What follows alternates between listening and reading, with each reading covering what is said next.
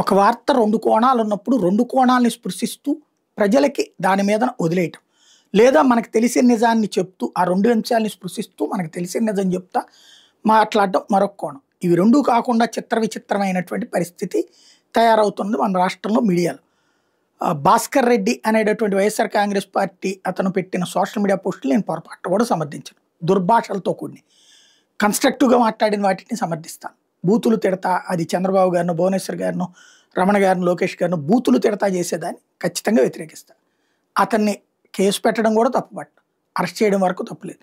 ఈనాడు జ్యోతి అని రాసుకొచ్చినాయి మా పార్టీ చెప్తేనే మేము పెట్టాం అని చెప్పాడు. అంత సీన్ లేదు అతను, అది అబద్ధం. బట్ రాశారు అంటే పోలీసులు అట్ట రాసి ఉంటారు. అది ఒక ఎత్తు. అయితే అతను ఏం చెప్తున్నాడు, నన్ను చితక్ కొట్టారు, విపరీతంగా కొట్టారు అని అతను చెప్తున్నాడు. పోలీసులు భాస్కర్ రెడ్డిని శుక్రవారం విజయవాడ కోర్టులో హాజరుపరిచిన టైంలో మీడియాతో మాట్లాడుతూ తనను విపరీతంగా కొట్టారని, దెబ్బలు తట్టుకోలేక గట్టిగా అరిచినా సిఐఎస్ఐ కొట్టారని ఆవేదన వ్యక్తం చేశారట. ఇది సాక్షి రాసుకొచ్చింది. తాను దెబ్బలు తట్టుకోలేక అరిచి గొంతు నొప్పి వచ్చిందని వాపారు. టీడీపీ కార్యకర్తలు జగన్ మీద అసభ్యకరమైన పోస్టులు పెట్టారని, కౌంటర్గా నేను కూడా కొన్ని పోస్టులు పెట్టానని చెప్పుకొచ్చారు. కోర్టు ఆయనకి రిమాండ్ విధించడంతో అవనగడ్డ సబ్ జైలుకి తరలించారు. ఇప్పుడు నెల్లూరుకు తరలిస్తున్నారు.